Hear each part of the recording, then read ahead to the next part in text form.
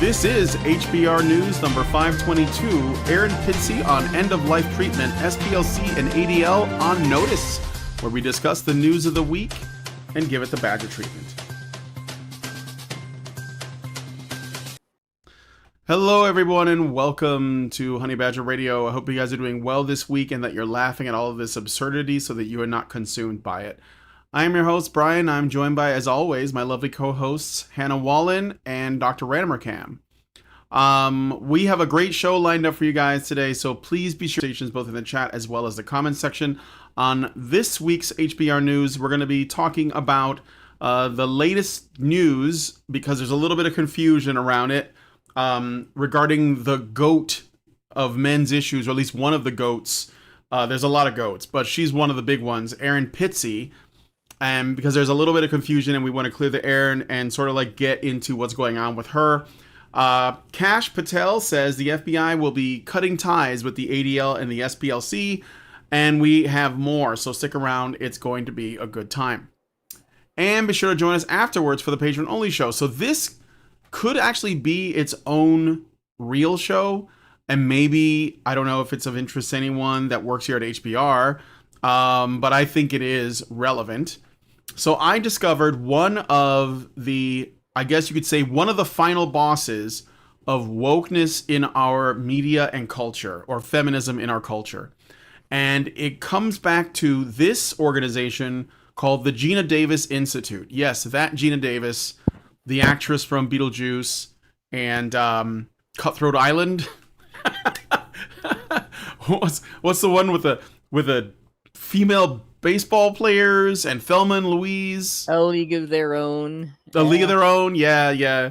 Thelma and Louise, The Fly. If you look at some of her previous films, this Long is Kiss not Goodnight. a surprise.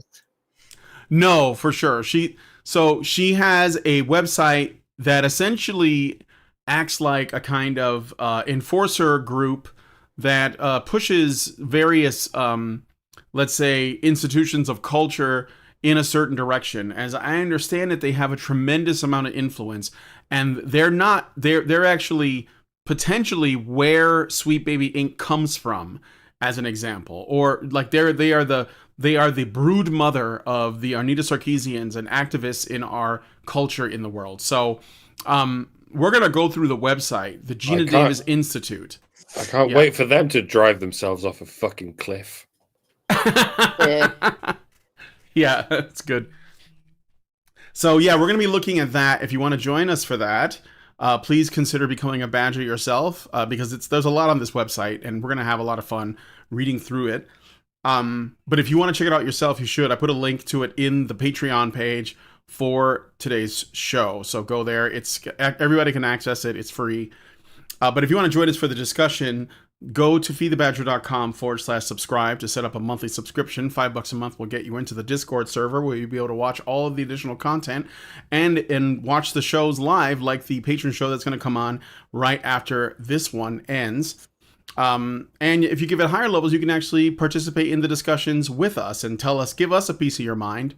And, so like you consider doing that. That's feedthebadger.com/subscribe. And if you don't want to wake up one morning to find that we've been yeeted from the internet, then go to badgerfeed.com or honeybadgerradio.com to find where all of our archived content lives.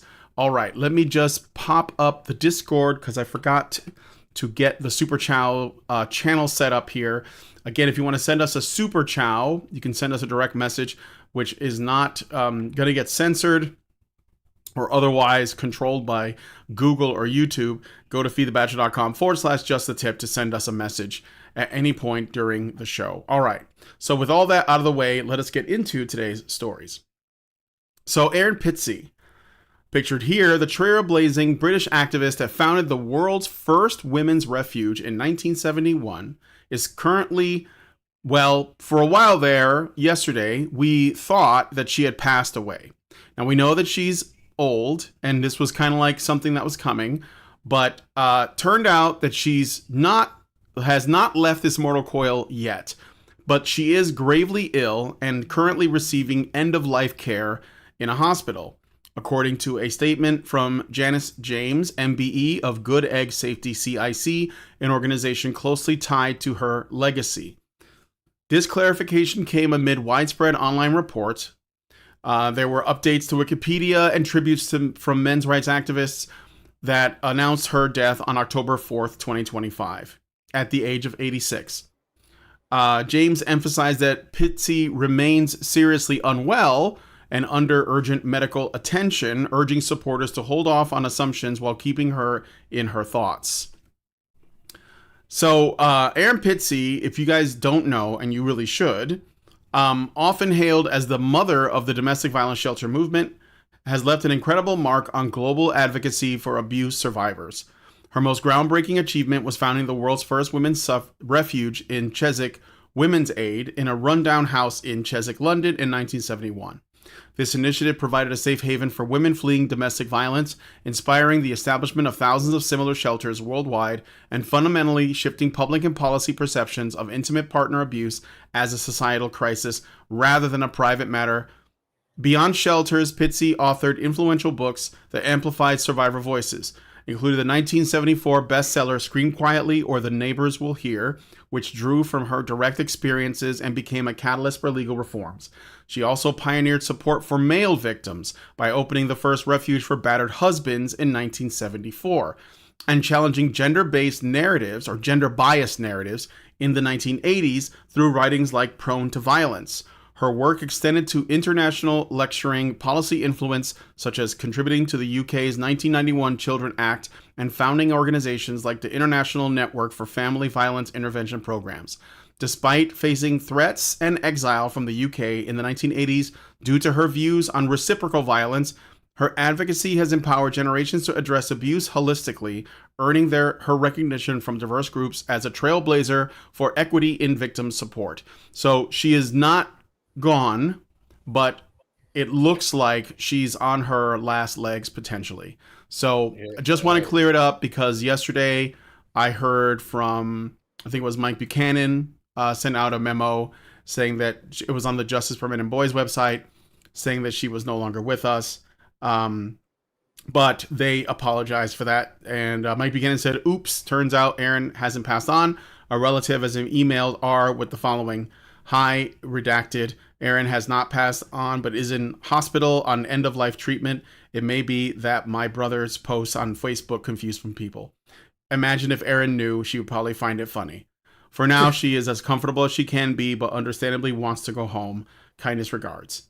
So I heard about the exaggerated rumors of her death yesterday, and I looked into compiling some quotes as is tradition. But now that we've heard the, well, not good news, but the partial retraction of the bad news, I don't want to talk about her like she's dead, even if she is.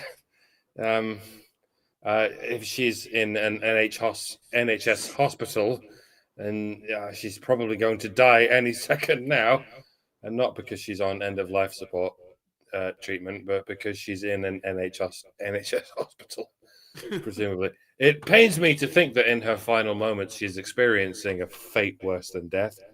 British hospitals in general are typically run by feminist zealots who, having found out who Erin Pizzey is, they're probably rushing to give her the same treatment they gave her dog all those years ago.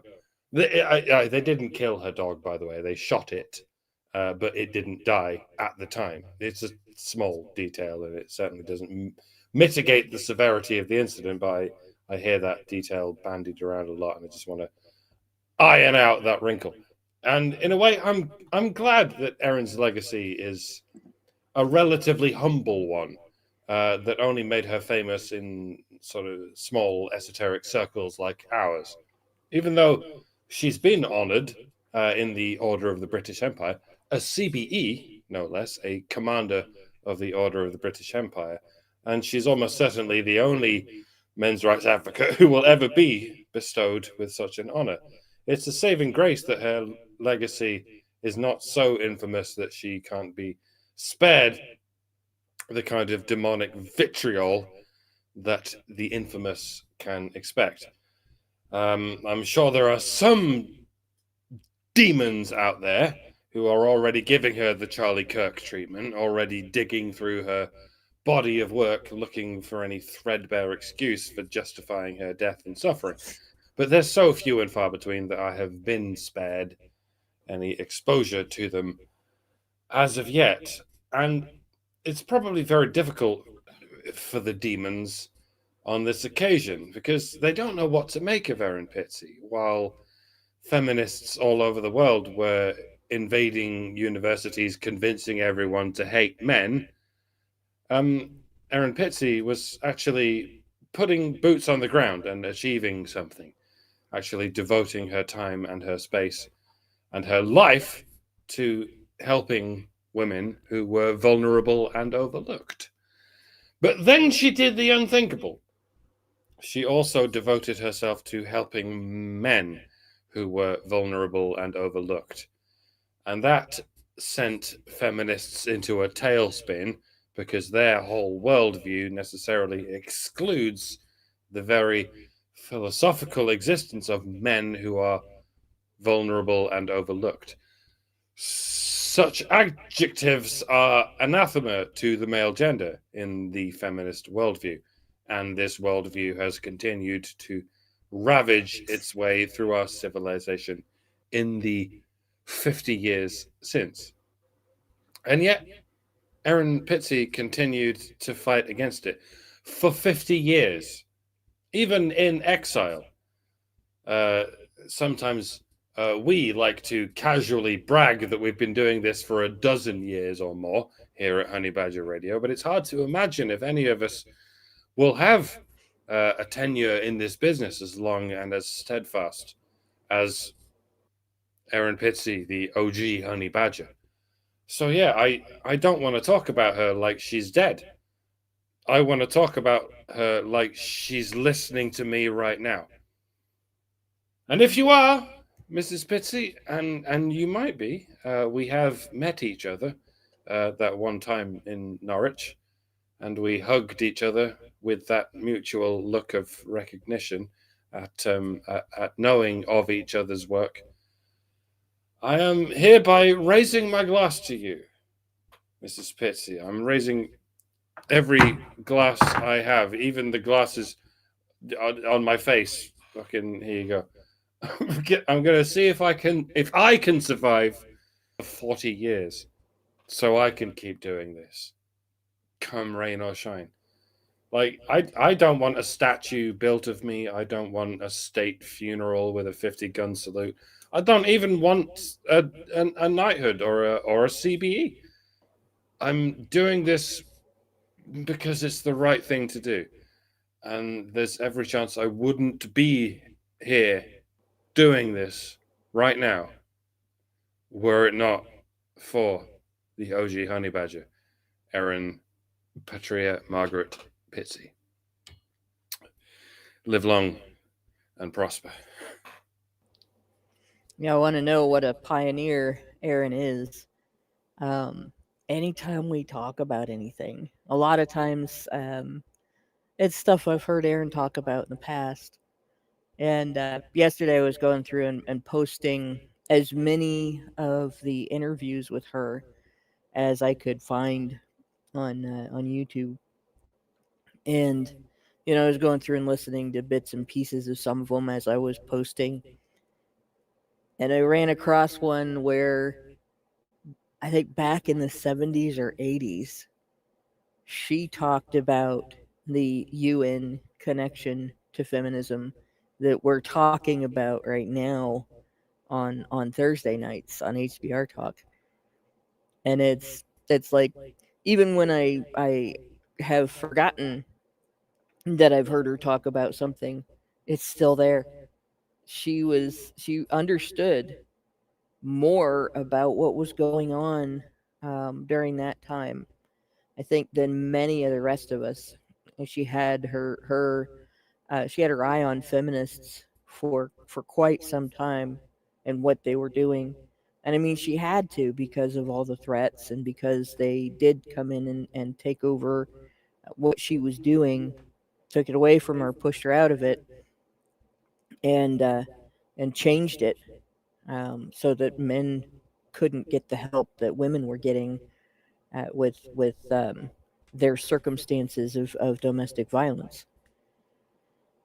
And, people, if you haven't had an opportunity to hear her speak, you should search YouTube. I believe there's also videos on Rumble.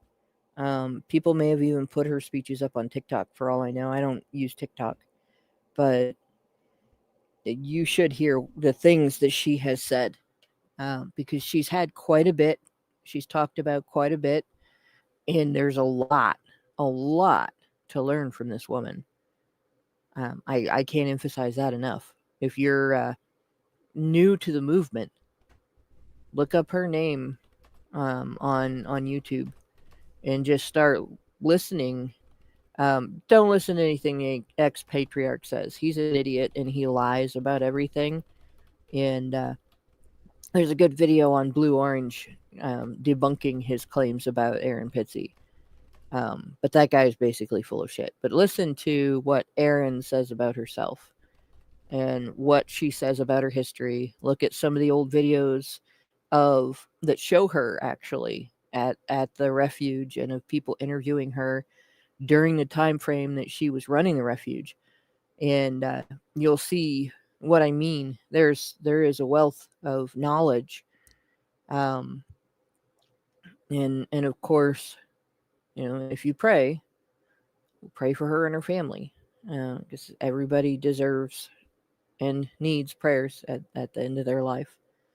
And it is sad to hear that she's in this condition, and I am glad that she is surrounded by family. So, yeah, and everything that Mike said, on top of that, just the best way to love and support and remember Erin is with prayer, and go listen to her, because record of her voice is widely available. Yep, she is one in a million, that's for sure. So, but she is for now still with us, although I felt that I would at least cover the story to sort of clear the air on any confusion, because there was some confusion about it. And fortunately, the reactions to the misinformation were, generally very supportive. And now there's a sigh of relief, at least for now. And we will follow up if there are more developments, obviously. And yeah, well, I will, we'll get back to you then when that happens. In the meantime, let us know what you guys think about this story in the comments. In particular, is there anything about Erin Pizzey that you know that you thought you would share? I know that one thing that was kind of interesting, and I brought this up before, but I thought it was wild, is the actor Gerard Butler, when she got that prestigious award, that basically, do we have to call her Commander Pizzey? Is that kind of like when someone is knighted and you have to say sir? Is that what it is? She Commander Pizzey? I don't think she would enforce it. No, but it sounds cool. Commander Erin. You just have to say Erin Pizzey CBE if you want to. Erin Pizzey CBE. Yeah. So yeah, the actor Gerard Butler apparently had knew her from when he was a child, and he had a lot of nice things to say to her when she got that award, and he put it up on a video. Every so often I go dig it up and play it. And if you guys don't know who Gerard Butler is, he was Leonidas in 300. That's like the main thing he's known for. But yeah, so anyway, I thought that was really cool. And that you just don't know like whose life you can affect in one way or another. So Godspeed, Erin, and we'll hopefully see you soon. Maybe I'll get an interview this time. So, all right, let us know what you guys think about that in the comments. All right, next story. Try not to stare. All right, Allison put this one through. So I'm going to read this out and then add a little bit of context, and maybe this will make sense. Okay. So there was a male stripper, pictured here, named Stuart Kennedy, 42, from Aberdeen, Scotland, that was found guilty of 2 counts of sexual assault at Perth Sheriff Court on September 30th, 2025, following an incident at a hen party on March 22nd, 2024. A hen party is like a, what is that, like a bachelorette party in the UK? I don't know what a hen party is, but it sounds like a bachelorette party. Yeah, it's a bachelorette party. That's exactly what it is. Yeah. Okay. So yeah, bachelorette party, hen party. I actually like the hen party. I like that. Dressed as a firefighter. You say stag night, right? Do you have stag nights? Or you just Stag. have bachelor party? Yeah, we mostly we just call them bachelor parties, but yeah. For some reason we have eliminated. stags and hens. Stags and hens.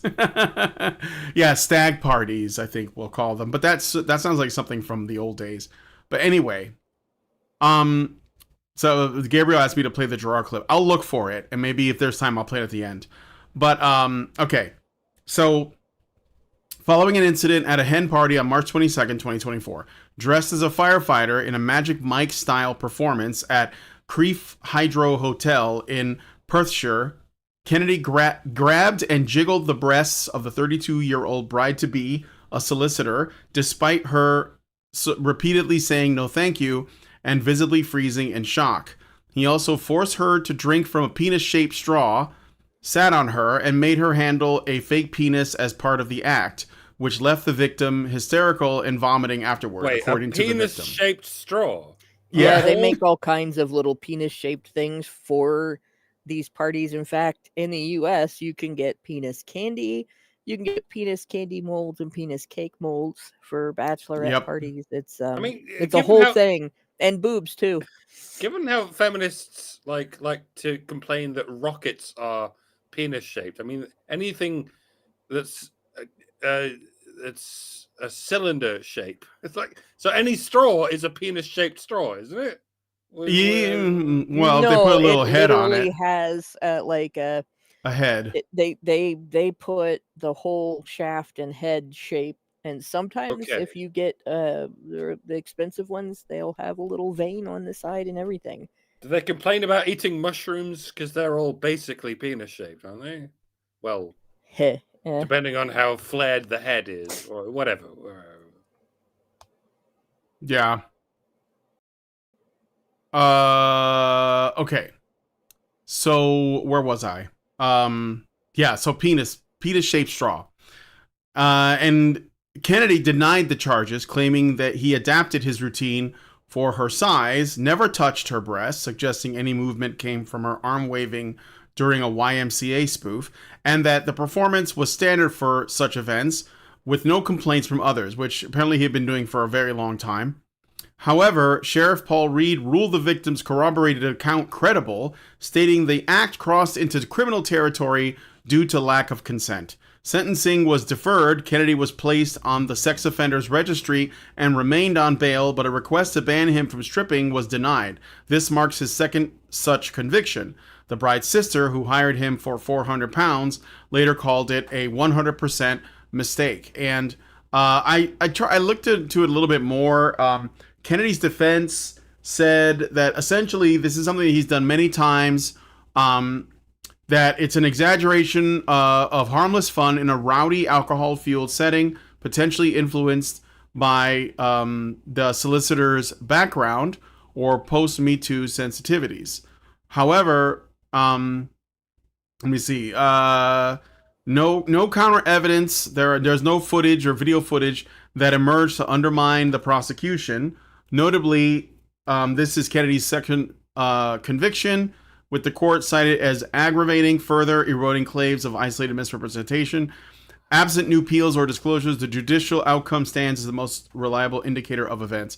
So, okay, so now that I'm hearing the story, I think the issue is that there is only the testimony of the women that were involved, and even though he said he didn't touch her, they're just going with it, and the sheriff is just convicting it, and they're calling it sexual assault.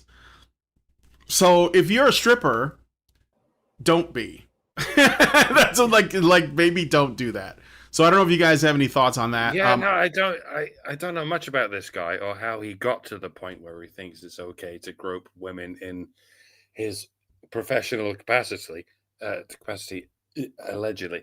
But from what I've learned about the way women tend to behave themselves during their hen nights, especially when uninhibited by chemical circumstance, it's not all that surprising to me that he may have reached the conclusion that physical touching is an acceptable boundary to cross in such circumstances. This is something that Alison and I covered in our review of the Magic Mike movie, all that symptom, and something that over the years we've touched upon, for want of a better phrase, where it has long been impressed upon everyone that you're not allowed to touch the man or woman who has been hired to dance provocatively about your person at such special events.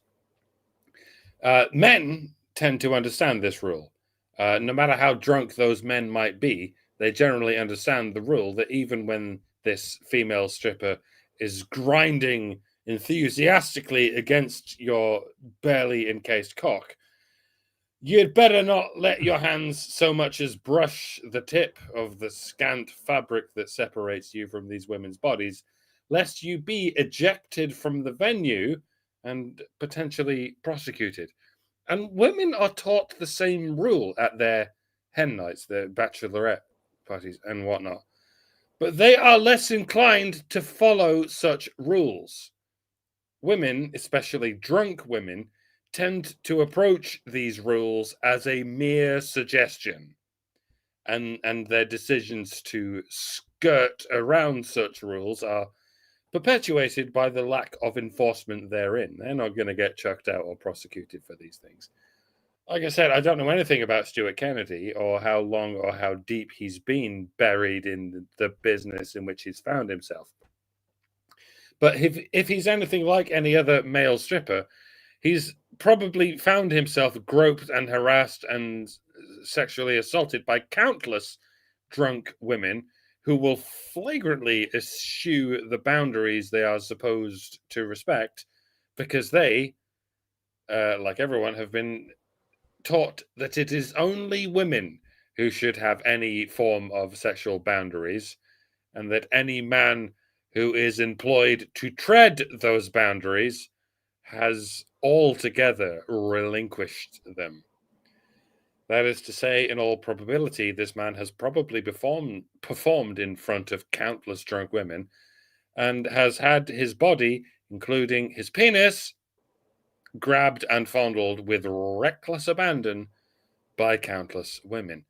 Now, to some of you, that may sound like some kind of perk, like some kind of highlight of the day-to-day grind of your workday, but I invite you to imagine that it might not be after all, after it happening quite a lot of times. Do you know, it's very possible that Stuart Kennedy is gay. It's very possible that a disproportionate amount of professional erotic male dancers are gay. It's conceivable, isn't it? Given that heterosexual men tend to be rather reserved and they don't even like dancing, and gay men do. It's conceivable that rather a lot of professional erotic male dancers are in fact gay, and they only work hen nights for the money. And after many instances of being groped by hideous women night after night, they get it into their heads that it's okay for someone to grope the bodies of people they find unattractive. I cannot confirm any of this. After all, for the gay men who work these jobs as sex objects for drunk women, they're at a disadvantage if they ever admit that this whole process of arousing women is actually hideous for them. I mean, I have to wonder, how often does this happen? Gay men who are desperate for work find themselves performing like a dancing monkey for drunk idiot women, and then when they mistakenly try to play the part of the stereotype of a drunken heterosexual man by groping some woman's boobs, they get sued and criminalized into oblivion, and they become yet another victim of the rudderless nonsense that drunken heterosexual women have inflicted upon us all. It says a lot, doesn't it? Potentially. It doesn't matter if you're gay. You're a man. Fuck you. Oh, but heaven forbid anyone fuck you or even think about it. Don't you dare touch me. I'm a woman. I'm here to touch you on my terms. Your terms are not a thing, you big gay fucking gamer word. I won't say it, but you know what I'm saying. You know what I'm on about in general. All right, Hannah. It's interesting. This type of incident, it's kind of common, I guess, for bachelor parties or bachelorette parties or stag parties or hen parties or whatever. Somebody hires a stripper, or somebody hires a sex worker to come in, right? Female sex workers, among the things they have to worry about, getting falsely accused and convicted on the basis of just somebody's word and no physical evidence, no video evidence, no nothing. Getting falsely accused and treated as an offender for doing the job they were paid to do. That's not one of their normal worries, right? Even when the person that the sex worker was hired to come in and interact with is uncomfortable interacting with a sex worker, which does happen with men, especially in instances where the bride is going to get jealous, which happens a lot. Like, don't you dare hire a stripper for your bachelor party, or your soon-to-be wife might cancel the wedding if she finds out. She's going to be very upset. And if you ever, there was a movie with Tom Hanks, back in the 80s, I want to say, where that was kind of the theme, right? He really wasn't. He was reticent, and she was going to be mad at him for it. And but a hooker was hired, and that kind of storyline exists because that does happen to men in real life, where they really don't want necessarily to take the risk of being accused of infidelity to their soon-to-be life partner, and there isn't anything they can do because they also don't want to hurt the feelings of or offend the incoming sex worker. Like, they don't want to piss off any woman involved in the situation, and so it's if it's not your party, it might be better. Like, this woman's sister was the one that hired the sex worker to come in, and if it's not your party, and that the person that you're hiring for is maybe a little more conservative about their behavior than you are, don't try to force the issue, because stuff like this is likely to happen. And if it's a woman's party, she can't go after her sister for that, right? But maybe her husband to be is also the type that likes his bride to be a loyal bride to be, and not party with other men. Most guys, I think, are like that. Most guys don't want to know that the night before their wedding, some other guy had his hands all over their bride to be. Just like most women, I think, would prefer to know that the night before their wedding, some other gal didn't have her hands all over their groom to be. It's pretty standard stuff there, right? Which I didn't give my friends a chance to do this, by the way. There was no bachelorette party. I put the kibosh to that. I was like, you guys can throw one, but I'm not going to be there. That pretty much ended that discussion. But in any case, don't do that. Don't hire somebody on that night. There's plenty of other times to engage with this kind of partying if you're going to do that. But the night before the wedding, or the party before the wedding, the last hurrah before the wedding, it's not the best time to do that unless the guest of honor asks you to. And then you've got consent, right? But what would a woman do in that situation? Right? She can't yell at her sister because that's going to get her in trouble. She can't admit to her husband to be that she partied with a stripper right before the wedding. So what does she do when stories come out of what this guy was doing and what she was doing and everything? Oh, I didn't consent. I was upset. I feel victimized. This guy victimized me. I am a victim. I didn't do anything wrong because I am a victim. And I don't know if that's what happened or not, because we don't have video. We only have the word of the ladies. And of course, the sister's not going to admit she did anything wrong. The other ladies may or may not have been decent witnesses. They may or may not have been too drunk to know what was going on. And, they may or may not have their own guilt over, did I let something happen that shouldn't have happened? Did they push this woman into behaving in a way that was outside her norm while she was drinking and such? Like, we don't know. What's really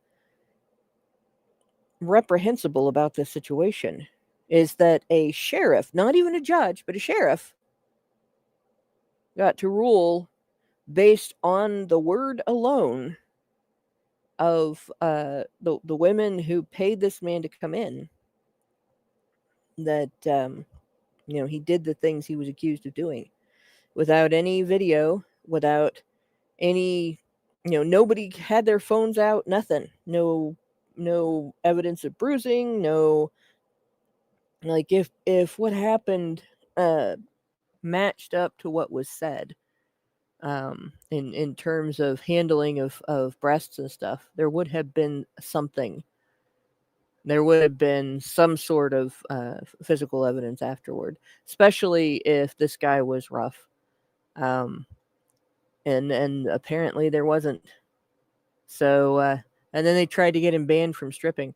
The other thing is, if they decided they didn't want to pay him and he insisted on collecting his fee, this might be the case as well. Because we know that the women have done that to cab drivers. I mean, cab drivers have had to start taking video of the inside of their cabs to avoid being Me Too'd. We don't know that that's what happened in this instance either. But those are two possibilities. And so this guy could be on the sex offender list for just doing his job, or he could be a sex offender and there's just no evidence, and we won't know. So like I said, it's best if you're having a celebration for a friend that's getting married, or a relative that's getting married, don't hire a stripper for that unless you have okayed it with the guest of honor. Because if you haven't, or you really know that the guest of honor is into that, because if you don't, you may be putting two people at least, through something very unpleasant, or worse. I think I'm going to. I mean, I agree with what you're saying. I think I'm going to maximize the agency on the person who hired the stripper. Because if it was the sister, then odds are she knows what her sister likes and what they want to do. I don't think that her sister had no idea that there was going to be a stripper there. Like the actual woman who was the bride to be. Yeah. And I think that what happened was this guy is experienced. He's been doing this for I think he said he's doing it for at least 10 years or so. So he's not like new to this whole thing. He probably has a whole routine and it's just a job. He doesn't have like a special sexual attraction to this particular bride to be. You know, admit that maybe that's a little bit of a egocentric thing if you think about it. You know, if you've ever been to a strip club and you've actually seen strippers, they are there to give you, it's like a waitress at Hooters. They're there to give you the illusion that you're special, but you're just a job. And they're going to like serve you as a customer and then they're going to move on to the next person, hopefully get a good tip out of it. The strippers are hoping to get some money, and that's basically it. I think that this guy is probably no different. He probably sees lots of clients and there he does his thing and then he takes off and that's it. No attraction to that woman's not special is what I'm saying. So to treat it like a sexual assault assumes a lot from the man and not from the the woman who paid for this, who probably knew what his routine was, most likely had a conversation about what he's expected to do, like how are you going to be dressed up, what do you have in mind, and she went along with it. And maybe the bride to be either found herself uncomfortable, but like that she wasn't more uncomfortable than she expected to be, and then decided to blame him and get him in trouble for it, or the sister pushed harder and harder and saw that she was making her sister uncomfortable and said, okay, we're just going to throw this guy under the bus instead of saying, hey, I made a bad call or whatever it is. Or neither of them, they could have just been like, yeah, you know what? That wasn't as much fun as I thought it was going to be. Let's just like, here's your money. I don't want to see you again, and just go our separate ways. But the issue is that they took this to the legal place and he ended up on a sex offender registry and all this other stuff. And I just don't, I think that like, because the witness accounts are the other woman that was at the party, I don't think I can trust it, because it assumes that this guy who's been doing this a long time and has only had like one other complaint, according to, the story. And even then we don't know what the conditions of that were, that he, for whatever reason, just became like a sexual assaulter that night around those people, and they both agreed, and he just like has to deal with whatever. I mean, if something happened, then that's terrible, but I have this feeling, just based on what I'm seeing, that we're not getting the whole story. And because we're not getting the whole story, and it didn't appear to be like a real sort of pursuit of due process, it just kind of went to, okay, the sheriff said sounds credible to me, he's guilty, and we're just gonna go ahead and put that through, and it kind of ruined his life. So I mean, I go back to my original statement: if you're a stripper, then don't be, because I think that when you do things like that, it puts you in positions with unscrupulous people where unscrupulous things can happen to you because you're already in an environment where that kind of stuff is going on. But I think that I think that there's a lack of accountability somewhere. And I don't think it's on the stripper. That's basically where I'll leave it at for that. I don't know what Allison's thing was. She might have seen something different. I know she's been big on the rape and domestic violence stats lately, and I know that Mike brought up how often male strippers are manhandled compared to female strippers. Like, if you touch a female stripper, you get your ass kicked. Like, bouncers will descend on you and they will beat the shit out of you and throw you out. But like, male strippers, like we just assume that they're just going to expect to put up with some manhandling, especially with what happened at that Romantasy convention that we covered a couple weeks ago, where it wasn't even a stripper, it was a guy in like costume, and he got like assaulted by a mob of women, of which there were so many that he couldn't tell how many hands were on him. So maybe that's kind of the direction. Again, I'm not going to make any definitive claims either way because we don't know enough, but I do have to wonder how the woman who paid for this guy and the woman whose bachelor party it was had no idea that something like this could happen. And they're just like completely shocked. And then that I'm finding a little bit of a big pill to swallow. So anyway, let us know what you guys think about this one in the comments. Let me see if I got any super chows or super chats. Send in some super chows and super chats, guys. I am watching. Somebody became a seed. Thank you, Not a Feminist, for becoming a seed. I guess that's like a member a member on the YouTube channel. It's like a YouTube membership. So thank you for joining the community and becoming a member. All right. So I I will point found, this out. What you were yeah, talking about, that guy that got manhandled or woman handled that wasn't a stripper. yeah, Periodically, you'll see a news story. The last one I saw came out of Australia, where a bachelorette party, the drinking and the giggling and all the screeching and all the shit that happens when a bunch of women get together and raise hell in somebody's home in a neighborhood will get so out of control and so loud that the cops will be called because of the noise. And they show up, and the minute that they're let into the domicile, whether it's a house, a condo, an apartment, doesn't seem to matter. The women assume that they're strippers because so many times that's a stripper costume, is the cop costume, where they start trying to tear their clothes off. And there've been the one that I saw out of Australia. They declined to arrest the women for that behavior, but did warn them about the noise and then left. But I have to wonder what it must be like to be a male cop getting sent into mm-hmm, a situation like that, because you're not a sex worker as a male cop. You're just going there to say, hey, your neighbors would really like you to tone it down a bit. We know you're having a good time, but there are noise ordinances and people have to go to work tomorrow. Please keep it to a dull roar. And suddenly there's a bunch of women around you tearing your clothes off, and you mm-hmm. can't, like if the cops tase in that situation or they shoot somebody in that situation, they're going to be demonized for it, right? But can you imagine if a female cop showed up at a bachelor party and the men started doing that? Nobody would condemn her for those same types of actions, tasing or shooting or arresting people. um, so there is a huge double standard there.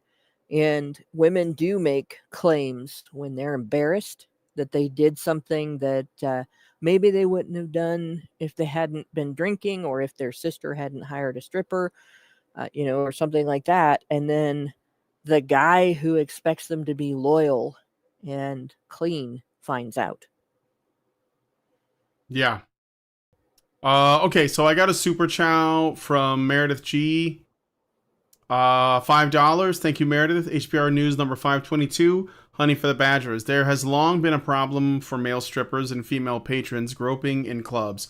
In a clubs for females, if a patron even touches a performer, they will get kicked out. So don't be surprised that you are in higher risk when performing at a home. Yeah, and again, the guy is not claiming to have been a victim of any assault, but unfortunately, the women made a claim against him, and it Yeah. seems to have hurt him significantly. We don't know if it's true or not. I'm just saying it's fishy to me. Yeah, it does happen. It does. Not Yeah, him assaulting her, but him being a victim of assault. Everything that female strippers that go to people's homes and female prostitutes that go to people's homes are at risk of, male prostitutes and male strippers are too. It's mm-hmm, just that this is another on top of that risk, that somebody might hire them to come in and perform some type of sex work, and then me too them for taking it too far or otherwise doing sex work that yeah. they were hired to do. Okay, thank you, Meredith. And then I got a super chat from Albert Nada Retro, who gives us $5 Canadian and says, there was an incident at one of the Disney theme parks where a guy dressed as Gaston had a woman removed from grabbing him. I remember that. That was a old Yeah. viral clip of And a people acted like he was unreasonable for that. But imagine if somebody came up and did that to, say, Belle or Pocahontas. Yeah, well, they have to draw a line. They have to maintain it, though, because if you permit that, then it's just only going to get worse. So, Yeah. anyway, thank you for the super chats. And I found the Gerard Butler post. This is Gerard Butler congratulating Erin Pizzey on her award. And I think he's drunk, so bear with him. But he does have nicest things to say. So I'm going to play this. Erin, hello. This is Jerry Butler. I'm a very dear friend of your son Amos. he's like my best mate. We would often say a brother from another mother, which makes you my mother. So, Mum, I'm concerned because I know you've been going through it, but I love you, we love you, and you're going to do great. Get you back on your feet. Thinking about you, I'm sending you love. You're the best. I always hear about your antics through Amos, and I have just nothing but the utmost love and respect for who you are and what you've achieved and where you are right now. So we've got to get you back out in the biker gang, and congratulations on the CBE. That's amazing, amazing. And I know that's this summer, so I've just invited myself to that. That I'm inviting you out in the biker gang with Amos and I. So there's fun times to come ahead. Tomorrow or the next day, I'm going to leave you a message as Stoic the Bast, the Viking. You probably won't appreciate the second message, but you'll like the outfit. So I'll do it for that reason. Try and come up with something different. But anyway, I hope I get to hug you soon and hang out with you again. And I'm sending you loads of love. God bless. Take care. Stay strong. Stay focused. Because you got so much more to give to us guys. Okay. Take care. All right. So that was Gerard Butler's message to Erin. I think that, and Erin made a comment, I don't know if you saw this, but she said, "My lost boy who I have adopted," on, this was on 2024 February. So that's when I saw this, and I was kind of blown away by that. But yeah, Gerard Butler recognizing Erin Pizzey. Pretty cool. So, didn't know that, to have a whole new respect for Butler. Yeah, I didn't know that either. And apparently he talks, I mean, is it not true that Erin got that commendation because of her work with domestic violence and the fact that she explicitly and openly was trying to not make it into a feminist issue or like a gender ideology issue, and just a holistic one? Like, you know, there's abuse, it exists, men do it, women do it, men are victims, women are victims, right? And that is the contentious thing. What? It's almost certain that she got it because she pioneered women's rights. Oh yeah, I guess so. So much that the British state had to overlook her men's rights advocacy, and because she pioneered women's rights advocacy, like I said, no other men's rights advocate is ever going to be given an MBE, never mind a CBE. Yeah, it's MBE, then OBE, then CBE. That's the lowest to the middle, and then the upper. Above that is knighthood / damehood. Wow. Okay. Yeah, so she had the third greatest of the BE things, and like I say, it's almost certainly because of her work towards women's rights. Like the British state was almost certainly as confused as most feminists are as to how she went into men's rights advocacy after that, and they just overlooked that. It's like, well, that doesn't matter. The fact is true. She made an effort towards women's rights, and that's what's important. It's going to be a long time before anyone can recognize what anyone does towards men's rights. I mean, because that's not a thing. Right? No. A thing. Not certainly from those, but I think if you know Erin personally, which Gerard Butler seems to know her very well, then he must know that she's also done the heresy, and he probably is okay with it. I mean, he seems to be. So, I mean, I'm not saying that like the greater public recognizes this and that's why she got the award, but I do think that it must be the case, in my opinion, that Gerard Butler knows her enough to know what she's actually about, on top of the stuff that she's getting recognition for, and it doesn't seem to bother him. In fact, he still, is very happy for her. So I don't know. What I'm saying is, I think there's a lot more people that are more red-pilled than they let on, and they just kind of like keep it under wraps because it isn't popular, or at least they don't think it is. And I think that's understandable. But anyway, we got to move on. I just wanted to share that because Gabriel was insisting. I hope you're happy now. And we did that. So thank you. And we're going to move on to the next story. All right. I thought this was huge. So the United States Federal Bureau of Investigations, under the leadership of Director Kash Patel, have officially split ways with the Southern Poverty Law Center. The SPLC began in the early 70s and grew to fame in the 80s for filing multiple civil suits on behalf of victims of violence from the Ku Klux Klan. They later branched out into helping other victims of discrimination as well. However, in the modern day, their function is questionable. In 2019, the SPLC fell for a troll campaign to get the OK hand gesture labeled as white supremacist. Recently, their so-called hate map, which is a list of all hate groups operating in the United States, has been called into question. The map lists the late Charlie Kirk's conservative youth organization, Turning Point USA, as well as pro-men's rights group A Voice for Men, alongside the Aryan Brotherhood and the KKK. Director Patel called the map defamatory to mainstream Americans and that it was inspiring violence.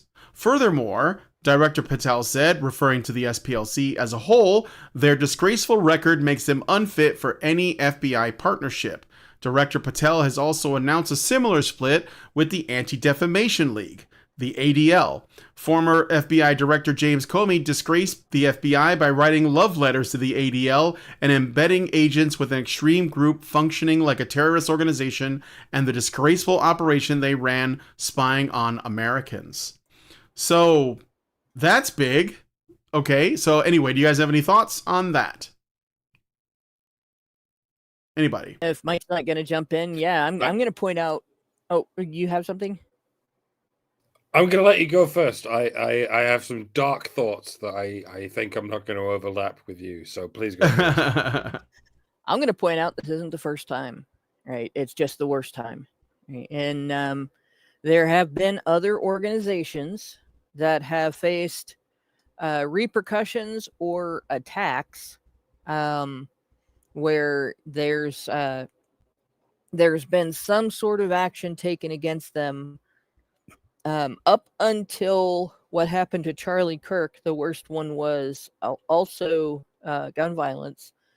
I say gun violence, but the individual holding the gun was the violent person. The gun was just the tool that they used.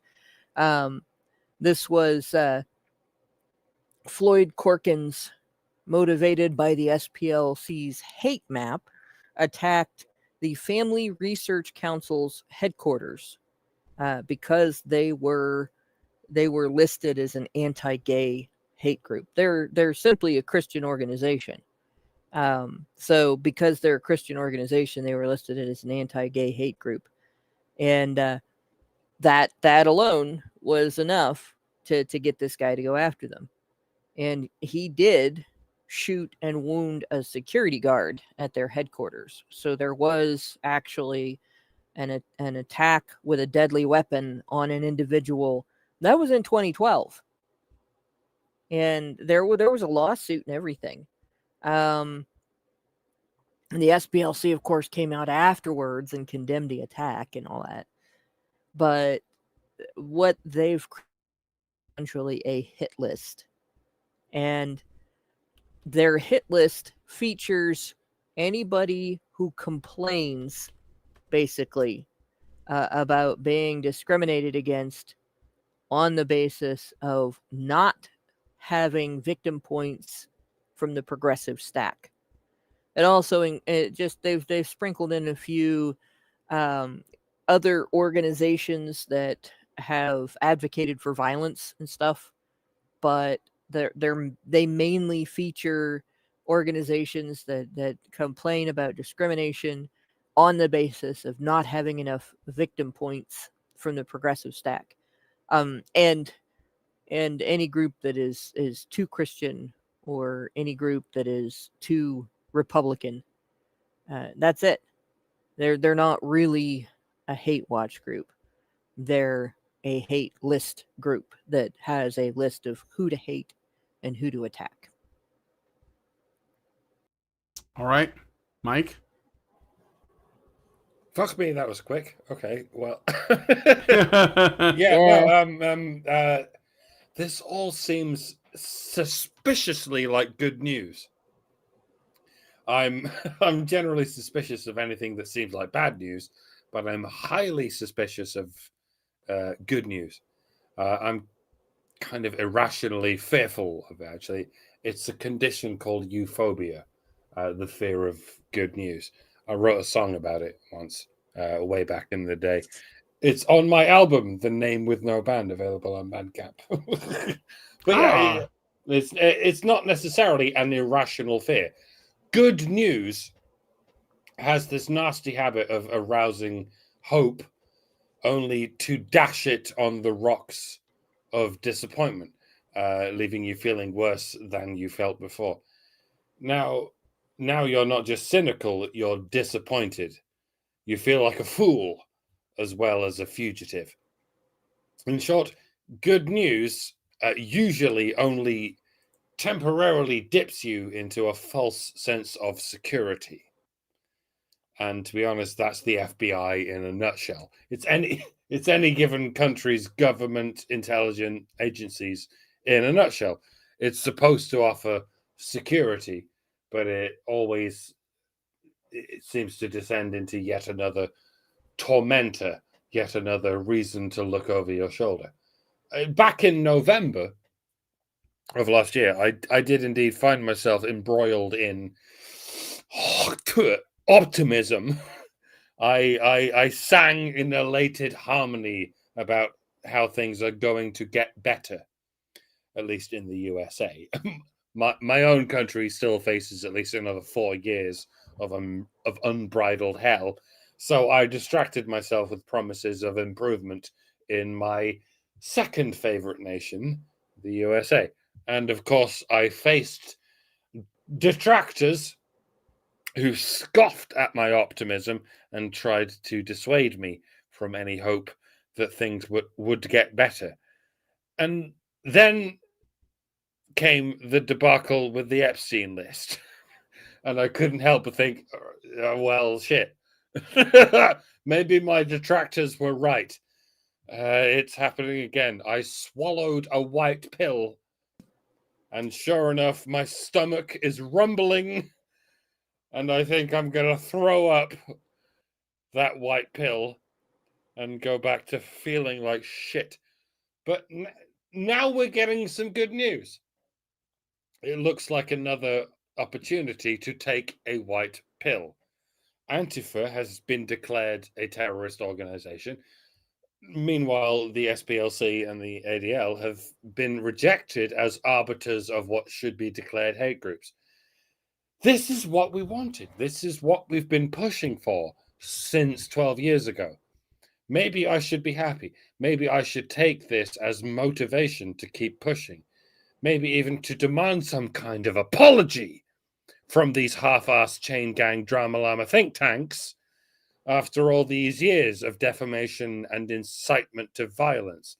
Maybe I should be gloating over my detractors, going, see, things are getting better. I was right to be optimistic. But the older I get, the more I realize that it's not about optimism or pessimism. It's not about blind cynicism or blind glory supporting. It's about impulse control. The whiplash you experience between hope and despair is what's bad for your health and bad for unity. Getting thrashed around in the turbulent waves of caprice is what is to be avoided. They say no man is an island, and it's true. Nor woman neither, of course. But you can do your best to anchor yourself as best you can to experience the optimism and the pessimism both as waves in the ocean and to be able to resist them in any direction until the time when more information can temper your reaction. Some call it stoicism. Some call it Zen. whatever you call it, it seems to be what comes with wisdom. That's the difference between intelligence and wisdom. Intelligence is the speed at which you can travel when assisted by the wind. Wisdom is your ability to resist the wind and move without its assistance. And that's why I'm so lazy, folks. That's my excuse for being so fucking lazy. I'm waiting. I'm sat here in the lotus position, waiting for the perfect moment to strike, like some kind of coiled python hiding under a bush.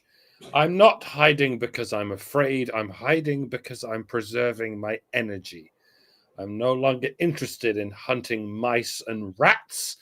I'm old enough and big enough and ugly enough to know that sooner or later a medium-sized herbivore is going to cross my path, and then I will strike, and I will eat heartily and be satiated for some time.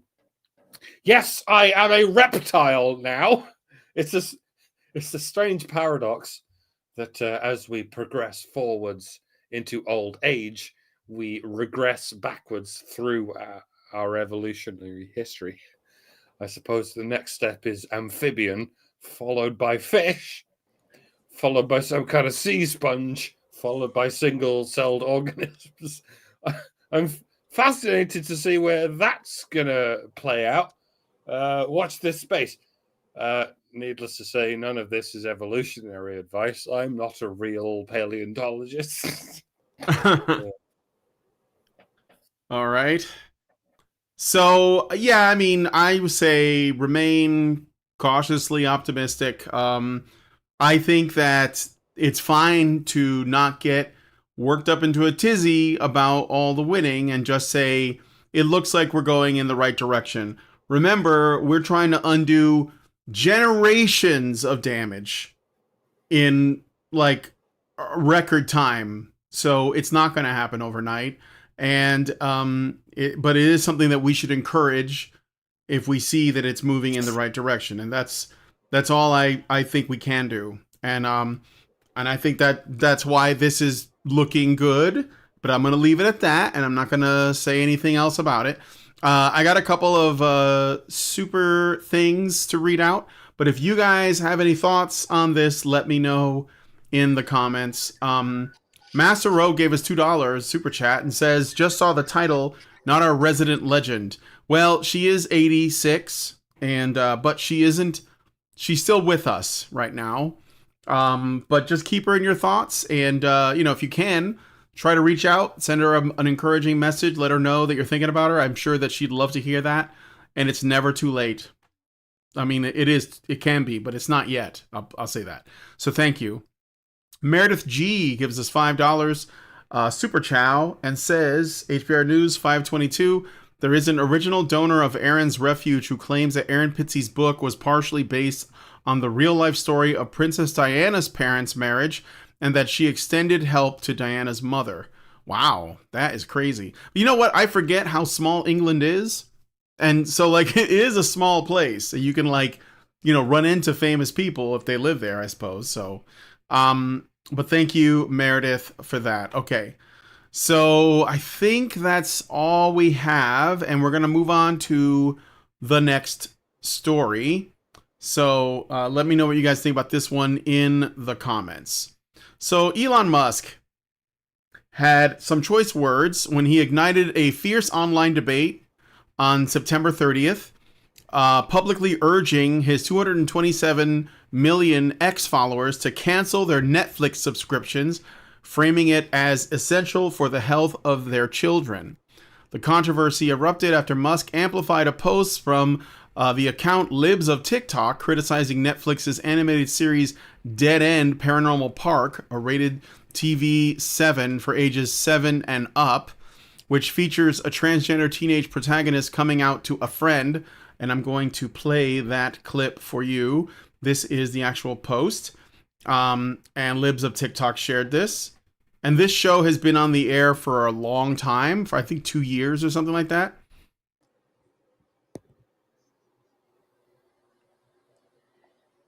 No sound. You guys can't hear anything? All right, hold Nope. on. Yeah, you're right. Okay, let me I'll have to like start it over. Hold on a second. Just take me a second. Sorry about that. I don't know why it does this. Sometimes like a bug with this this app, but okay. Let's play it again. It's not the park. Yay. It's me. I'm trans, Norma. And everyone at school knows, and everyone at home knows. And being here, it's like a whole new place.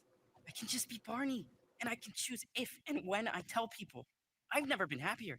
And that's saying something when I spent today chased by terrifying zombie mascots. Pugsley reminded me how important it is to live your life without apology. So I think I gotta give living here a shot, don't you? You don't need my permission. I just wouldn't want Courtney as a roommate. We'll be the best of... All right. And I have a couple more examples so you guys can see it. So this is I guess a remade Strawberry Shortcake. I remember Strawberry Shortcake as a kid in the 80s. I mean, obviously it wasn't for me, but my sister was into it. So here is a clip from a new Strawberry Shortcake. There's a trans dress, in case you guys aren't seeing it. Is the trans flag on it. Like cotton candy clouds floating in a blue sky. Banafi will slide that runway. Banafi, tell us why you chose this delicious dress. As a transberry, I love living out loud as my most authentic She's a self. transberry. And I wanted to dress as bold and unique as I am, which, let's face it, is a tall order. Okay. And then I got one more. This is from a different show. I think it's like a young adult show or like a teenager show. It took a while, but we finally found a file for a Bailey Del Vecchio. Is 32 Burn Hill Road still the current address? Yeah. Have you been giving him fluids? If he's dehydrated, we'll need to place an IV. Have him change into this. He, him, he. Well... I hear Solo's not feeling well. Just take a look at the little man. I love how the dialogue is intentionally triggering. Let's look at that little man. To that side?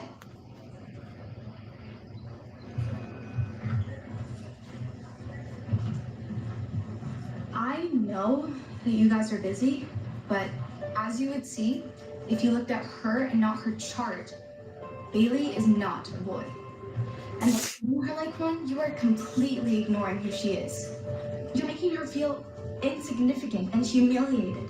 And that's not gonna help her feel good or safe or calm. So, from here on out, please recognize her for who she is. And if at all possible, could you find me a non-blue hospital gown? I apologize. Aren't they all blue? All right, so anyway, let's get back to this.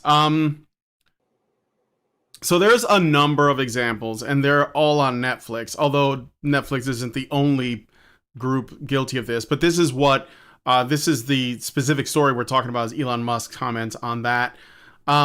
So anyway, criticizing Netflix's animated series Dead End Paranormal Park, which features a transgender teenage protagonist coming out to a friend. Musk reposted the clip with the comment, "This is not okay," accusing the show of pushing pro-transgenderism on children, and quickly escalated by calling the creator Hamish Steele a groomer over alleged mocking of conservative activist Charlie Kirk's recent murder. So on top of that, they celebrated Charlie Kirk's assassination. He followed up with over 24 posts in 3 days targeting other shows like The Babysitter's Club, Coco Melon, Ada Twist, Scientist, and Strawberry Shortcake, Barry in the Big City for featuring LGBTQ+ characters, interracial gay parents, or drag elements, labeling them as woke indoctrination and sexualized content.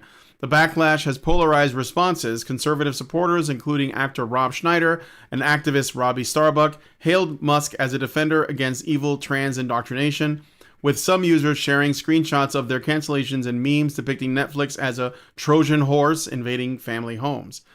Progressive critics like Pod Save America co-host Tommy Vader accused Musk of hypocrisy for a self-styled free speech absolutist to embrace cancel culture against diverse representation. LGBTQ+ advocates and outlets like Erin in the Morning decried the campaign as an attempt to erase queer visibility in media that reflects real families, noting the targeted show's positive intent for young audiences. Netflix has not commented, but its stock has dipped 2 to 5% in early October amid the uproar, echoing past conservative boycotts like those over Dave Chappelle's specials. I don't think those were conservatives that were boycotting Dave Chappelle. I think those were trans activists, but okay. Though analysts doubt lasting subscriber impact given the platform's 300 million global users. Musk's personal history, including his estrangement from his transgender daughter, Vivian Jenna Wilson, has fueled speculation about the intensity of his focus on these themes, which Musk himself has said they basically killed my son. And that maybe this is personal for him, but nonetheless, I guess like this could be a challenging thing because, I mean, I think that this is grooming, and I don't think that it should be allowed. Like, I'm not saying that gays can't exist or trans people can't exist, but when you're creating a show for 7-year-olds and you are talking about sexual orientation, you are necessarily talking about sex. And I don't think that kids need to be exposed to that. I shared, there was also a Jurassic Park show for children. I don't know what it was called, but it's some Jurassic Park themed cartoon. And there was a lesbian long kiss in it. There were two women that admitted they had a crush, and they basically necked on screen. And I said, is there a place for lesbian long kissing in children's entertainment? And someone commented and yelled at me about like how Disney movies have kissing too. And I was like, well, I don't care if they get rid of that as well, but there is a difference between the kiss of true love, which has like a symbolic message, and that's usually what the old Disney movies were doing, and something that is, I think, just, I mean, it's just sexual. Like, it's just sexual implicitly, and that's something that we can't really ignore. So, but I don't know. I mean, what do you guys think? I give you the floor to you. I picture the scene, if you will. Imagine if the trans ideology being taught to children through Netflix was already being taught to them in school. This sounds crazy, doesn't it? It sounds like the kind of thing that would follow from it being taught to children through Netflix, through the medium of voluntary persuasion, that you are permitted to simply switch off and stop paying for as and when you see fit. But you probably know where I'm going with this. It has, in fact, happened the other way around. The reason Netflix seems to think it's perfectly okay to teach children to be transgender is because it's already being taught in schools. Mm-hmm. Sometimes in the syllabus itself, but sometimes because school administrations have neglected to fire the teachers who have taken it upon themselves to propagate trans ideology to their students, regardless of the syllabus. As much as it's long overdue for this conversation to take place over the subject of Netflix, and only on account of a mover and shaker like Elon Musk bringing it up, if anything, it's too little too late. Although I suppose that's the only option at this point. Elon's not playing 4D chess. If anything, he's playing 1D chess. He's starting at the furthest point to which it's been taken and working his way back. So I really hope once he's convinced a few million people to unsubscribe from Netflix, he starts addressing where the fuck this came from in the first place. First, it was in universities and obscure independent films. Then it was in schools and in broadcast media. And now it's in kindergarten and subscription services like Netflix. Personally, I think it should be perfectly okay for trans ideology to be promoted on Netflix or any independent product that doesn't appear on any of your screens unless you pay for it. That's not even an extremist libertarian perspective. If you don't want your kids seeing it, don't pay them to show it to your kids. Problem solved. That's, as I said, that's the 1D chess end of the issue. It's very simple. But the next step is If you don't want your kids being coerced and brainwashed into trans ideology, then don't let them watch TV. Well, that's a little bit more complicated, isn't it? TV is already being beamed into your homes by satellite. You don't even have to pay for a subscription. Those electromagnetic waves are already in your house. All you need is an aerial receiver to translate those waves into an audio-visual feed. But sure, at least you have the option of not even having a television that your child can turn on and tune in and watch when you're not looking. But when it comes to schools, you might say, well, we have the option of not sending our children to those schools where their worldview is being taught to them by pangender, furry, otherkin teachers who will teach your children to be pangender, otherkin furries. And for some reason, they never get fired for teaching your children this. That would be nice. It would be great if we had the option of not sending our children to these degenerate indoctrination centers. But unfortunately, in many states, in many countries, it is illegal to neglect to send your children to these degenerate indoctrination centers. If you refuse to subject your children to these mutated communist indoctrination camps for 7 hours a day for 12 years of their most informative years, your government will confiscate your children and they will arrest you for the crime of not sending them to these indoctrination camps. And call me crazy, but I think this is a significantly more urgent problem than whatever the fuck Netflix is doing. And I really hope Elon Musk is going to get around to this at some point. Never mind the stigma against homeschooling children.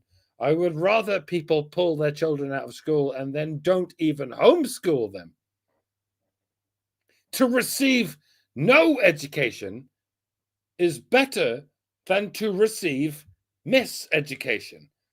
Like, as long as your children aren't going to school every day and getting brainwashed by state propaganda, you can go ahead and let them sit there in front of YouTube all day, every day, learning whatever YouTube tells them. Hell, you can even let them listen to Netflix every day and absorb whatever propaganda they find there.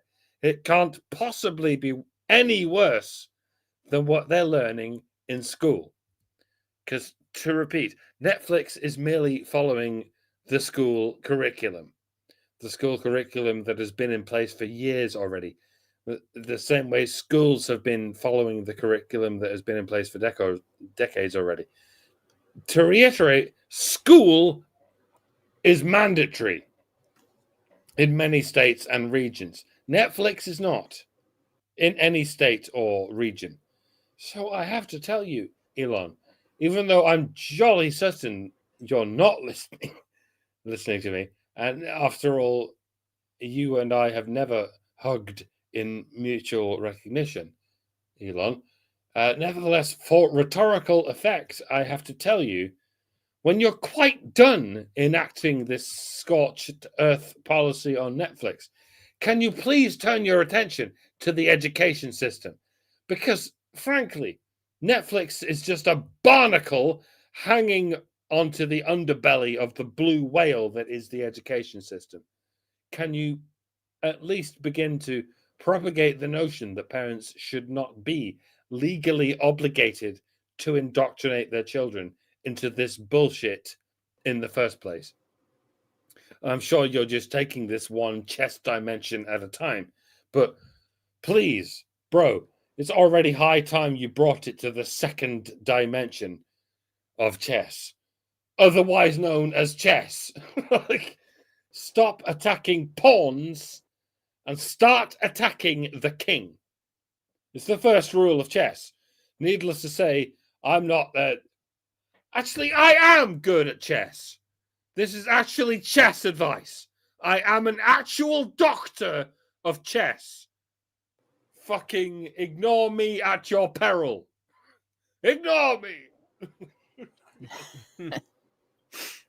I'm gonna go a bit of a different direction with this, but I'm also going to say this isn't just about Netflix, right? And I'm gonna go back in time again. I feel like I'm doing that a lot lately.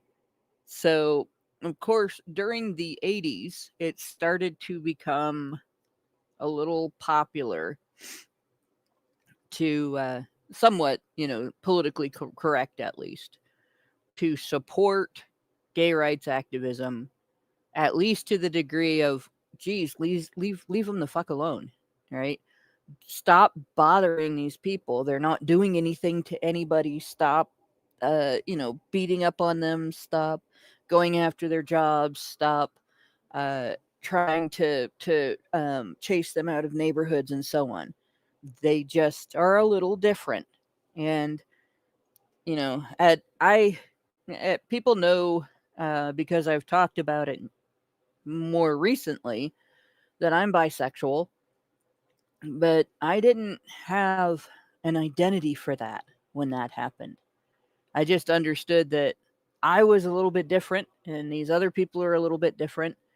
I didn't admit, even though I'd already had my first girlfriend, that was a thing, right?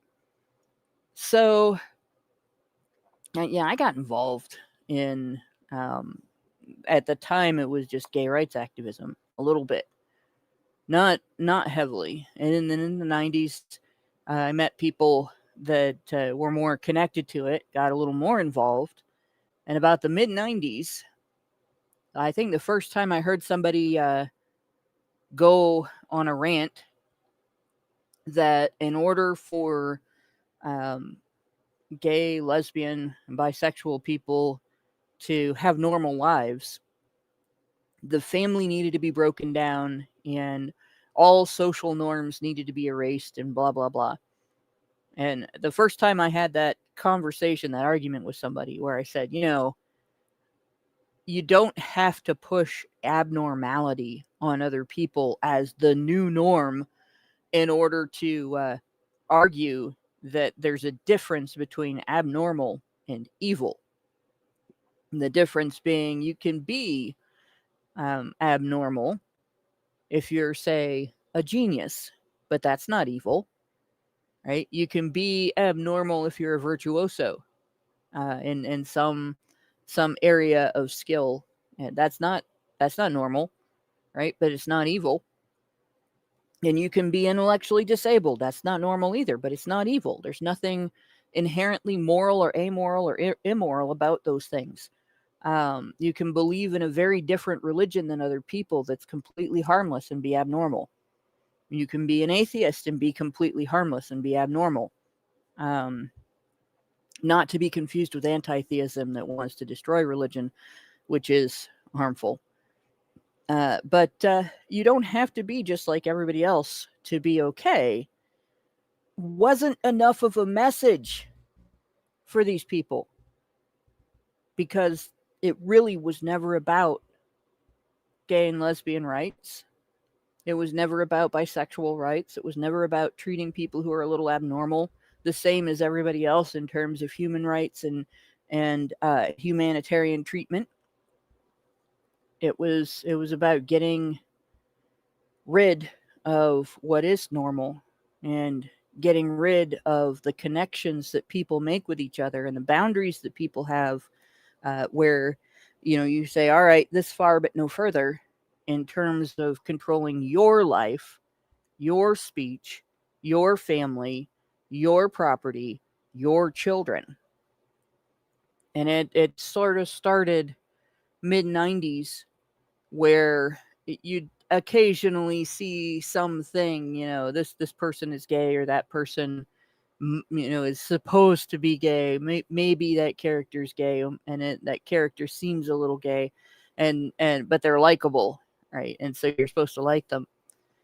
And there were more shows that came out that sort of started pushing the boundaries of, well, what will you tolerate? What will you tolerate?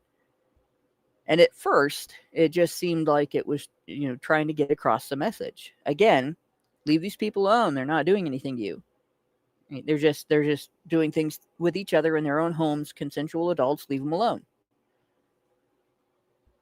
But over the years, the extremist end of what at the time was the gay rights movement that morphed from gay rights to rainbow to GLBT to LGBT, and so on, with the whole alphabet jumping in eventually. It started to become, you're not allowed to refuse to participate. You're not allowed to have a boundary. You're not allowed to be not like us. You're not allowed to have your own identity. And this is what they're doing with these shows. When my kids were growing up, we did not have cable because cable was one of the sources of this kind of bullshit. So everything that my kids watched at home was curated. And it wasn't just my home. My husband's ex-wife was the same way. They didn't sit around at their mom's house and watch a bunch of pop culture bullshit either. Like my stepdaughters grew up on VeggieTales, stuff like that was designed to at least be innocent and wholesome and not a bunch of weird shit. And my son grew up on YouTube. I suppose some people would think it was weird shit. We watched things like The Tick, and we watched bunch of old TV shows and cartoons that I already was familiar with. We watched movies that we picked out from when my husband and I were growing up. Like, we must have watched The Goonies 1,000 times. And so, that's the kind of thing that the kids grew up on. They still had exposure to pop culture, but they had that baseline of, we're watching something mom and dad wouldn't like, and they had a little resistance to it here and there. They had quite a bit of resistance to some things. And they understood when something was pushing on their boundaries, and not just preachy. It's not just a matter of being preachy, right? It stopped being just preachy when you started getting accused of isms and phobias for exercising your right to decide whether to consent or refuse. And that includes whether or not you're dating somebody of the same sex, biological sex, whether or not you're expected to have an attraction to somebody who is obese or unattractive. And those aren't necessarily always the same thing. Whether or not you stay within the bounds of your own race when you're dating people, and so on. That stopped being about anyone's human rights, and it stopped being about leave these people alone when it became, but they don't have to leave you alone. You're not allowed to say no. You're not allowed to refuse to use these pronouns. You're not allowed. You're not allowed. And that's where we are now, right? Mm-hmm. So when it comes to Netflix, sure, they're doing the same thing, right? They're trying to indoctrinate people's kids. And I usually would just tell people, you need to curate what your kids are seeing. They're going to hear about this at school. They're going to see it at other people's houses. All right. I to this day, one of the few movies that still gives me nightmares is The Exorcist. We weren't allowed to watch that. Jaws was another one. We weren't allowed to watch that. We went over to our buddy's house and saw it, right, when I was a kid. Wasn't allowed to watch when I was 2, but I sneaked out of my room when my parents had it on TV, and I, to this day, hate porcelain dolls. Don't ever make me stay in the same room alone with one. Yeah. So your kids are going to have these influences, and it is 100% fair for people to boycott based on this. Nobody's obligated to pay you to tell them you're not allowed to have boundaries. Your boundaries constitute isms and phobias, and your boundaries we're going to continue to attack until you lose them. Right? That's the first thing. The second thing is it stopped being about consenting adults the moment children were targeted.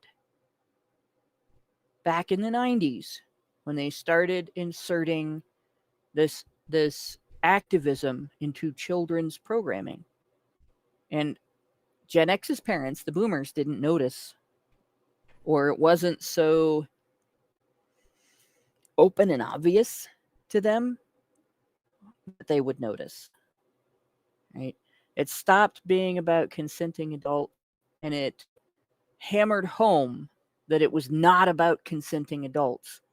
Every time this movement has insisted on a right to break down your children's boundaries. They always want to target the next generation and the next. They may not be able to fully get rid of an adult generation's boundaries, right? An adult generation already has those established and already can say, I will tolerate this, I'm okay with this, or I will not tolerate this, I'm not okay with this. But children still have enough plasticity to their brain. They're still developing to the degree that you can trick children, you can groom children into not forming certain boundaries. The boundary where they decide, I have a right to decide what speech I will use and what speech I will not use. Right? I have a right to decide who I want to date, who I'm not going to date. I have a right to decide whether or not to buy this service or product, and I can say no to it. So for all that you've heard from the left, from feminists, from communists, from the LGBT, LMNOP movement, that it's about consent, it's about erasing consent. And that doesn't mean that I'm not bisexual anymore. It doesn't mean that I don't support leave these people alone if they're not doing anything to you. It means I don't support going after other people's children and erasing their boundaries so that they will tolerate whatever the state does to them later on, which is the ultimate goal. The ultimate goal, people think, that pedos are the ultimate goal here. That is not the ultimate goal. The ultimate goal is to get your children primed to accept a digital ID and a social credit system wherein the state tells them right down to whether or not they are allowed to own a game console, what they may and may not do, by deciding that if they do things the state doesn't like, they're not going to go to jail per se, but they're not allowed to pay for a taxi or for an exit from the gates of their 15-minute city where they live and work, if work still exists. Or maybe they don't have access to that universal basic income that the state gives them in digital currency that they can't hold in their hand and they can't withdraw from their bank because they bought the wrong thing, which is what it's like to live in China. If you buy a game console instead of a washing machine, it affects your social credit. If you say the wrong thing online, it affects your social credit. And this this is actually about that. And it has absolutely nothing to do with leave these people alone, they're not doing anything to you. It has everything to do with you're not allowed to say no, and you're not even allowed to think it.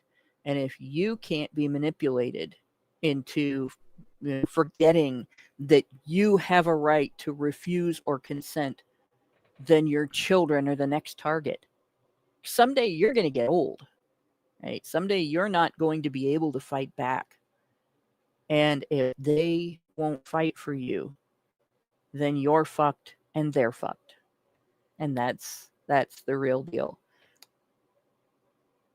This is what I meant by euphobia, about the fear of good news. Because this is what late Gen Xers and early millennials had in common. We all thought the 90s was great, that nothing bad happened in the 90s. But this is the point. We were all presented with this idea that nothing bad was happening in the 90s. But in the meantime, the worst possible shit was happening in universities, and it was spreading into schools at the time. Because we were all sat around eating pizza and playing rock music like this would be our future forever. This is gonna be great. But in the meantime, the communists were fucking working their way through the universities. That if you just let your guard down and assume that it's going to be this way forever, then shit's going to happen to you 20 years in your future. And it fucking did happen. And this is what I mean. When you let your guard down, when you assume that everything's just going to be great forever, then you invite the bullshit that's going to happen, and it's happening now. So, like we like to think, and this is something that ought to unite the Gen Xers and the millennials, and I wish it would. But in this day and age, we find the Gen Xers fighting with the boomers and the millennials, and we really ought not to, because it's nothing to do with generations. It's to do with this communist madness that's been fighting its way through our institutions. Pardon. It started with the boomers, and it got worse in Generation X, and it got worse in the millennials, and it will get worse with the Zoomers, and indeed the Alphas. It will all get worse if we don't fucking knuckle down and figure out that no, this is a phenomenon that's only going to get worse with every generation. And we should have learned this in the 90s while we were all sat around listening to subversive rock music and eating pizza. Like, no, the fact that we thought everything was all right was what let our guard down and let the communists invade the universities. Indeed, the schools. It was indeed the schools at the time, as any of us might remember. It got through to the universities in the 60s, and it was in the 90s that it got through to schools, and now in the 2020s it's getting through to kindergarten. That's how deep the termites have dug. And now we're wondering how normal people think it's all right to celebrate the death of Charlie Kirk and so on. And I'm like people often ask me, how has it got this bad? And I'm like, because people have been taught this shit from kindergarten. That's because we've let it get that far, and because we assumed it was normal, even from the earliest of our ages.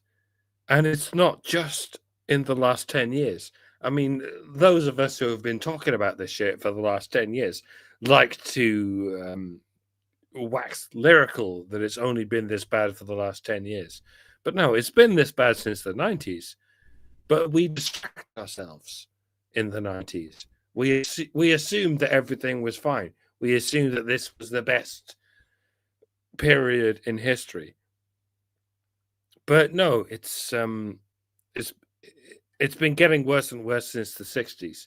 Well, it's been getting worse and worse since the 1920s, politically speaking. But it's been getting worse and worse since 1,000 years ago, since the advent of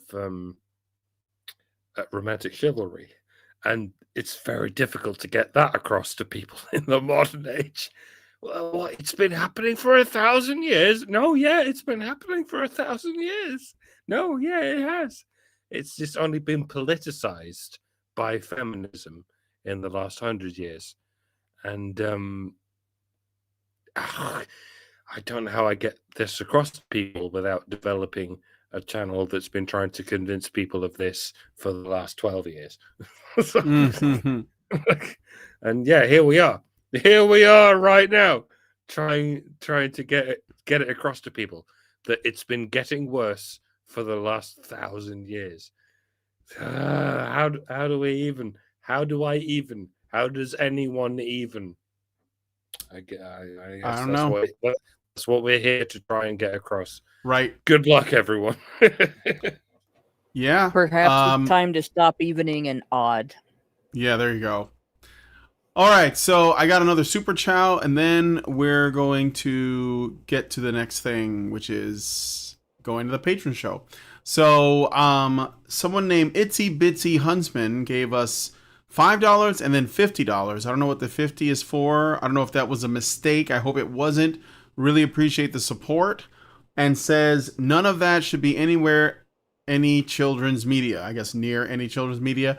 Not only is it brainwashing, but bloody hell, it's a blind, deaf Victorian orphan could write better than that slop. Yes, I agree. It's terrible writing. I mean, it is made for kids, but you know, when I was growing up, and I'm not going to drag this out too long because we're over time. We used to have PSAs at the end of cartoon shows, and they were common sense things like, you know, don't leave the stove on when you're cooking. Make sure that you're listening to the fire alarm. Don't play in the street. You know, it was like common sense. Yeah, don't touch power lines, right? Don't eat candy bars. Try eating fruit instead.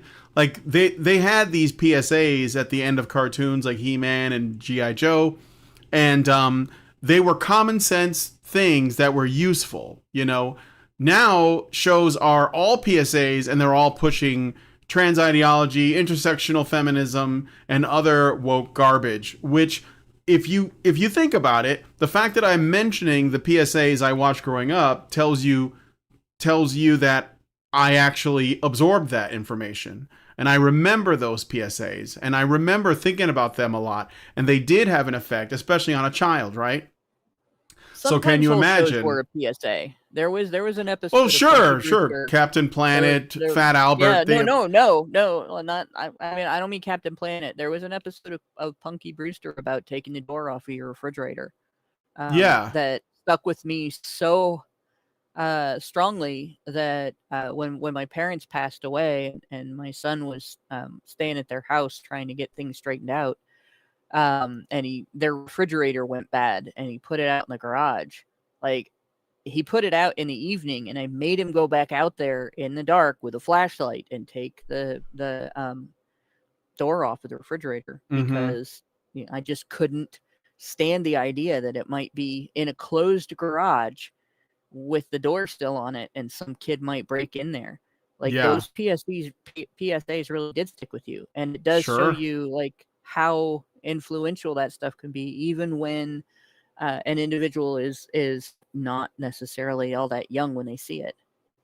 Right. And that, so like my point is, like, these things are not ineffectual on children, because the healthy messages that we got as kids, they definitely stuck with us, and then we got rid of them, and that would have been okay for not the fact that we replaced it with something else. So that's where we are now. But anyway, look, I really got to wrap it up there. Thank you for the super chats and stuff. guys. And thank you to Hannah and Mike for joining me on the show. Let me know what you guys think about this one in the comments. Do you remember PSAs on your shows growing up? What do you think about this kind of content? I know that we've been talking about this stuff on Netflix for a long time and other sort of streaming services, so it's not new to us, but it is telling that it's going really mainstream now. So that is something worth considering. Anyway, thanks guys for coming on the show today. If you guys like this video, please hit like, subscribe if you're not already subscribed. Hit the bell for notifications, leave us a comment, let us know what you guys think about what we discussed in the show today, and please, please, please share this video because sharing is caring. We're going to be heading off now to the Patreon show to talk about the Gina Davis Institute. So hopefully we'll see you guys there. And yeah, thanks guys so much for coming on today's episode of HBR News, and we will see you next Tuesday. Oh, no, wait, actually not. We're going to see you on Wednesday. We're moving things around. What? Just next week. Yeah, Well, Hannah no, needs to do something. But, okay, bye, guys. Men's rights activists are machines, dude. Okay? They are literal machines. They are talking point machines. They are impossible to fucking deal with, especially if you have like a couple dudes who have good memory on top of that too. Holy shit, you're fucked.